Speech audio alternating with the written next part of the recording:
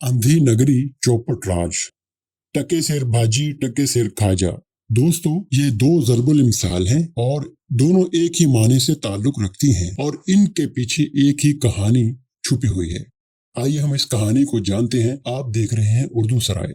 इन दोनों ज़रबुल इम्साल का मतलब है कि ऐसी जगह जिसका कोई पुरसान हाल ना हो, या ऐसी हुकूमत जहां पर एक को एक ही लाठी से हाँका जाता हो, हाकिम वक्त नाअहल और कारिंदे नालायक हों। ये फिक्रा एक लोक कहानी से लिया गया है। इस कहानी का पस मंजर है कि एक गुरु अपने चेले के साथ सफर को निकले तो इसका गुजर एक ऐसी बस्ती से हुआ जिसका नाम अंधेर नगरी था और जहाँ का हाकिम चौपट राजा कहलाता था। अंधेर नगरी के बाजारों में छोटी बड़ी हर चीज, भाजी तरकारी से लेकर खाजा यानी आला किस्म की एक मिठाई तक एक टके की एक सेर मिलती थी। चीजों की ऐसी अरजानी देखकर चेले का जी ललचाया और इसने गुरुजी के समझाने के बावजूद वहीं ठहर जाने का फैसला कर लिया। जल्द ही वो खा पी कर मोटा ताजा हो गया। एक दिन वो बाजार से गुजर रहा था कि एक दुकान की दीवार अचानक किसी तरह गिर गई और एक राहगीर दबकर मर गया। चौपट राजा को खबर हुई तो इसने उस राज की फांसी का हुक्म दे दिया जिसने दीवार बनाई थी। राज ने हाथ जोड़कर कहा,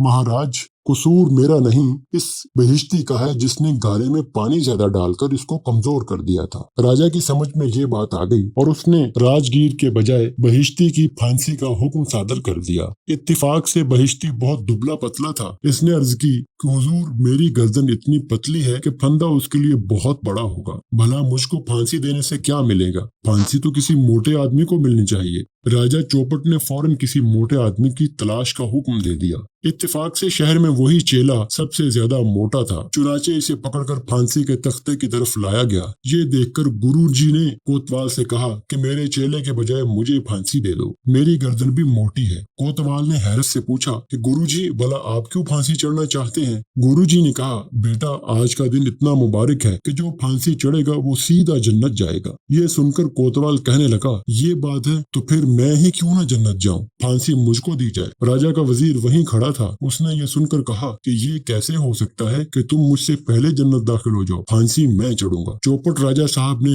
जब ये सब देखा तो गुस्से में आ गए और फरमाया कि मेरे होते हुए किसकी मजाल है कि जन्नत मुझसे पहले दाखिल हो जाए, फांसी मैं खुद चढ़ूंगा। चुनाचे चौपट राजा को फांसी दे दी गई। गुरुजी ने इस चाल से अपने चेले की जान बचा ली और इसको समझाया कि बेटा, अंधेर नगरी रहने की जगह नहीं, इसका कोई ठिकाना नहीं। चुनाचे दोनों वहां से कहीं और चले गए। दोस्तों, मिलते हैं अगली वीडियो में। अस्सलामु अलैकुम।